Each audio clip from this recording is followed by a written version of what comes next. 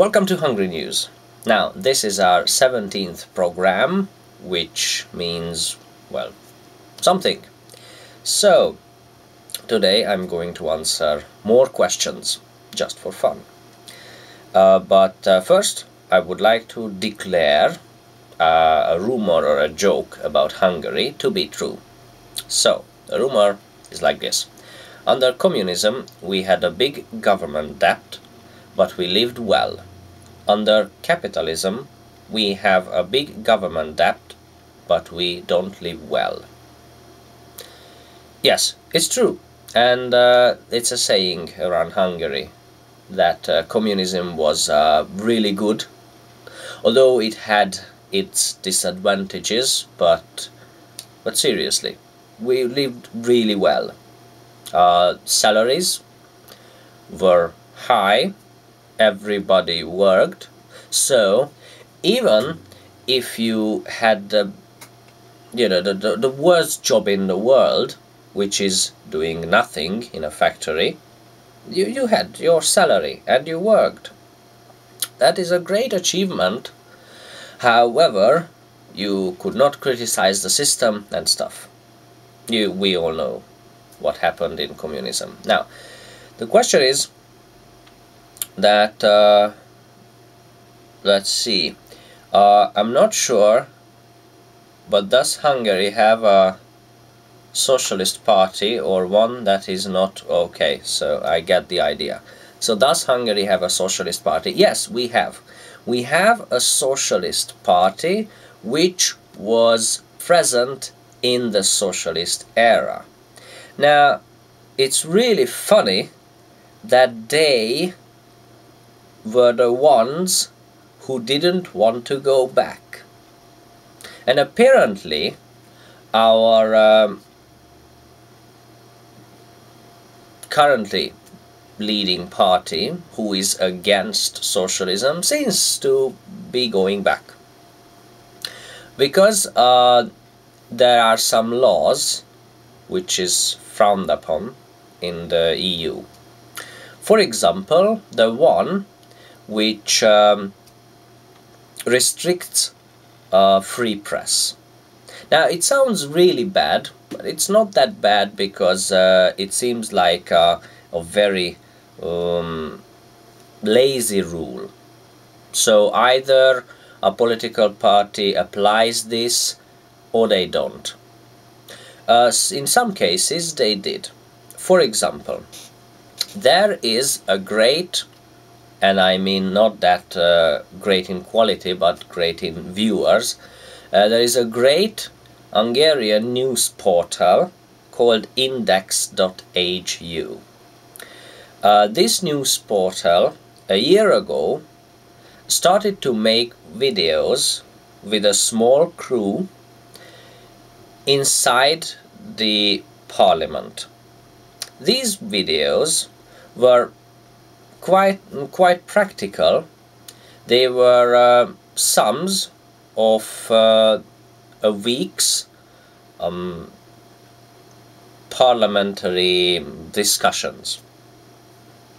And of course, they criticized things if they had to, and they approved things if things were good.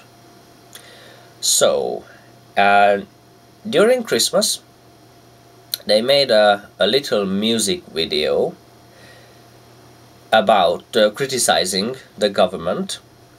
The video were based on facts, and it wasn't really funny and it wasn't really that offensive, but our government decided to ban them from the parliament. So now they can't film inside. Now, it's not that bad, because there are parliamentary sums in the Hungarian national television, but and live views, obviously, because they can do that. So if you have much time, you can watch it and you can draw your own conclusions. But if you don't have time and you want to just view some sums, well, you can't do that really, because filming is not allowed in there by this crew. And I like this crew because they were very smart in summarizing all the events and connecting the dots. Okay, so the real question is that could we use this socialist party to do stuff? Well, obviously we can, but the trick is that because they are called the Socialist Party, it's really hard, because people tend to associate names with I don't know, with random stuff. So, for example, in Hungary, drawing Nazi symbols is forbidden. However, there are neo-Nazi parties, well, not political parties, just, you know, random groups in here. Or we cannot draw socialist symbols. However, there are a lot of things which are socialist, names and stuff. Of course, for example, there is a square in Hungary, in Budapest, which is called the Moscow Square, and in Hungarian Moskva tér, where square is the tér and Moscow is Moskva. Now, recently our government renamed it. It's not a big square, it's not really famous, it's not in the central of Budapest, but Moscow didn't really take it well that we renamed the square, because it seemed very random.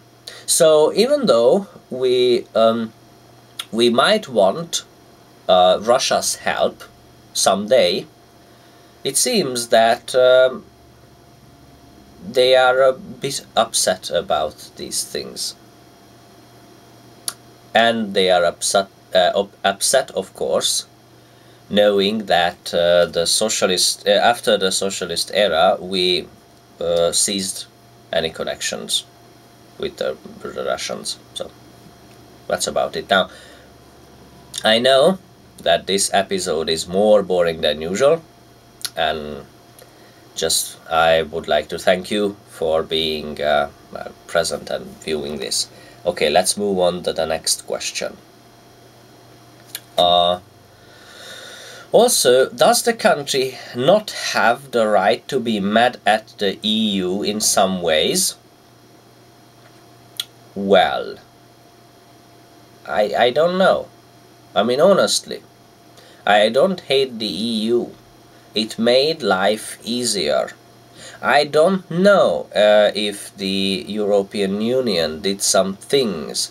They gave us money to grow our agriculture. They gave us market in the whole European Union. So, for example, I can move freely from country to country. I can work anywhere, and I mean literally. So I don't need a visa, a working visa in the European Union.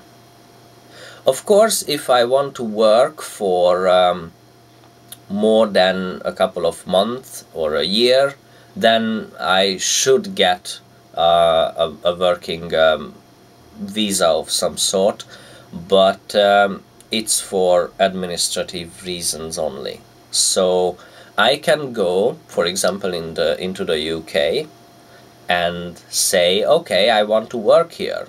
All right. They say the first thing you need is to get a national insurance number, because you are going to be working here, and okay, that's it. Go and work. Rent a house, do anything you want, which is permitted by the law. And one of my students went to Switzerland for work.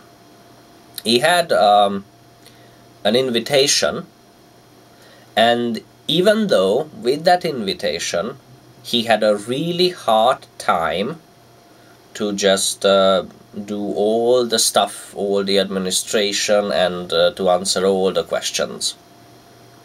Luckily, I guess he answered the questions very well, because he seems to be able to work there.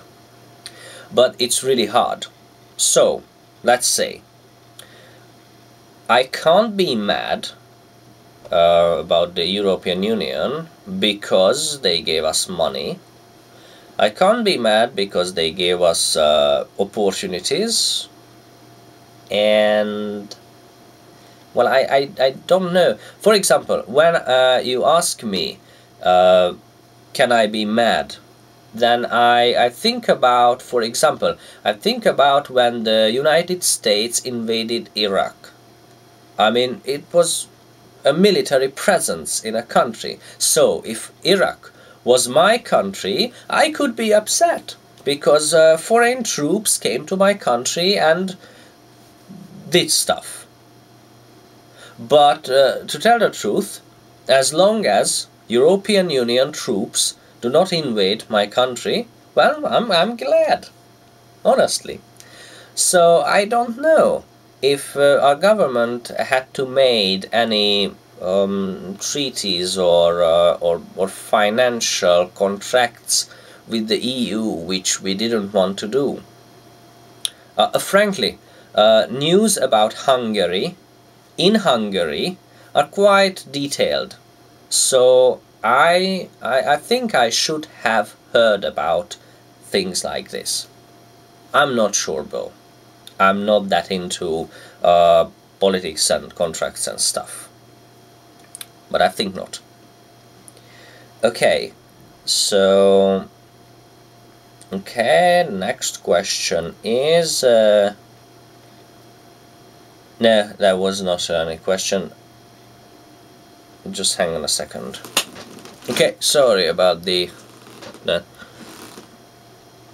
But I had a really hard time deciphering the next question. Probably because I don't know that, but I read it to you. So, I would say that the Prime Minister should just sell the country to Goldman Sachs.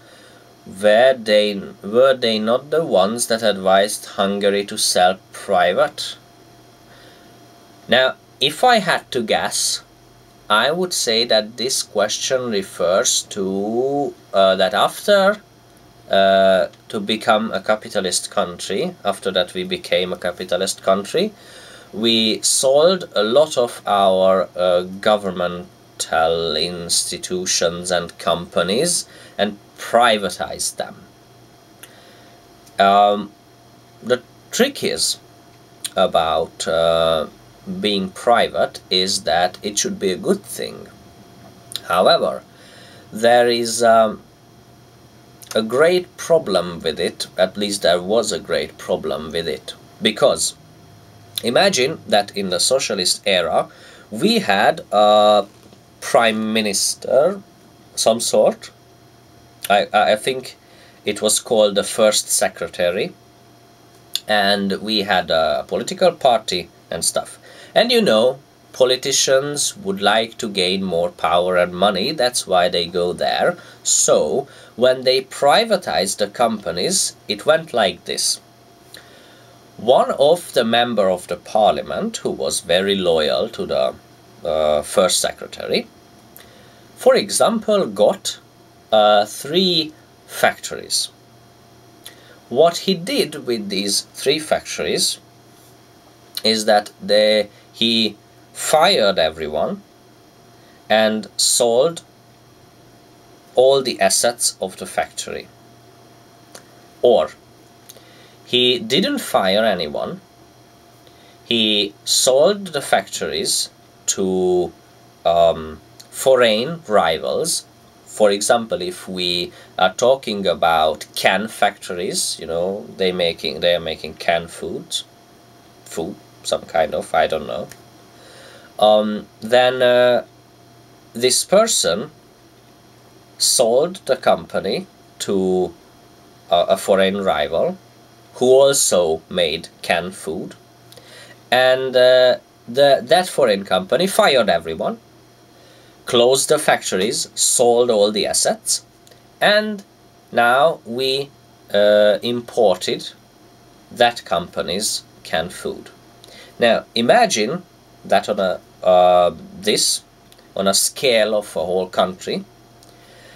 We had, let's see, I'm not an expert, but when I ask any elderly people, they say that we made buses, motorcycles, cars in this country. They were supposed to be very famous. At least the buses, I know. The company called Icarus, and we sold buses to all our neighbor countries. Okay, and we had a kind of good agriculture, because we have a big plain, so what else should we do? And many other things. Now we have neither. So what Hungary does at this point of history is that we import some stuff. There are a great deal of foreign presence, Western presence in the country. So, for example, we make Mercedes and Suzuki cars. I think we make those. I know that there's a Mercedes factory in Debrecen. It's almost the most eastern part of Hungary, where this city is, Debrecen. And we have many. I think we have an IBM factory. They make something, I don't know. So basically, every company that there is that is present in Hungary is a foreign company. We have very little companies which is Hungarian. So we import stuff, we make something out of them, and we export them. Now, this is, I think, that our economists fear mostly about, because if we stop following the European Union, it's going to be a hard time for these companies to enter the country, because there is no there will be borders again, preferably, and then they might decide that it's not worth the trouble, and they go to other countries, which leaves us, well, literally nothing, because our agriculture is nothing, because everyone works in these big factories and in big supermarkets and stuff. So when they go out, we have nothing left. I don't know if you're familiar with the situation in North Korea. It's a socialist country, and they try to pretend that everything is going well in there. But every now and then someone smuggles out photographs and video footage about poverty and dying and hunger and stuff. So that might be the case. I know I don't want to be over dramatic. It's just this. And now there is one last thing I want to talk about. It's not answering questions, it's something I wanted to talk about, because I think I need to. Our currency.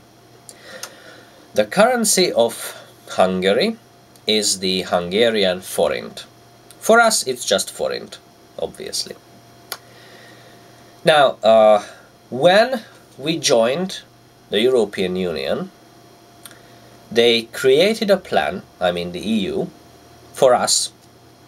And if we follow the plan, our currency would have changed by the time 2012 or 2008.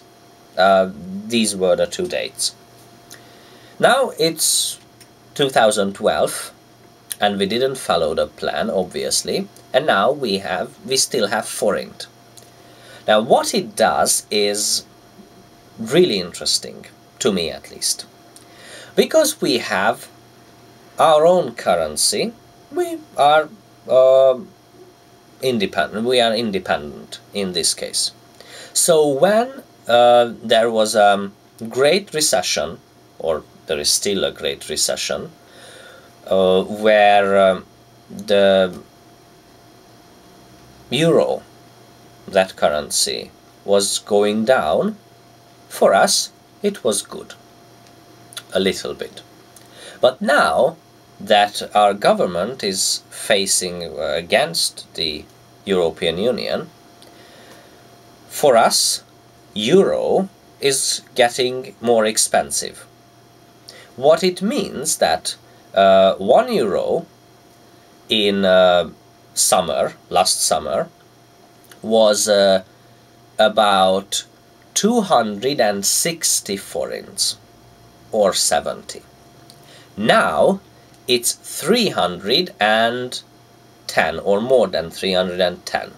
So over this past half year, it went up by at least 50 forints. Now it's a huge thing, right? I mean, I guess you can feel that. I hope you can feel that it's a great number, 50 forints. Imagine that's in your country, whatever the currency is, things went up by 50. So, for example, when someone imports some goods into Hungary, they have to pay 50 forints more for each euro, and of course the value of the goods is in euro, because we are mostly importing from the European Union. Now, our government evaluated this, and it feels that this is an attack on Hungary. Obviously, it's very, very funny, because it's very strange, because no one wants to attack Hungary as long as we are part of the European Union, especially countries in the European Union. But our economists also evaluated this, and they think that, well, yes, it is an attack on Hungary, but it's not by political force, it's simply by the market. And it's not intentional, it's just we have a very fragile and strange political system. We now have laws which is against the European Constitution, so we are, it seems that we want to separate us from the European Union, and then, well, they don't want to do business with us anymore. Or if they want to, then prices are going higher and higher and higher. And that's it. So, yeah. I guess that concludes today's episode. Thank you for watching, and I hope you are having a good time or something like that. And that's it.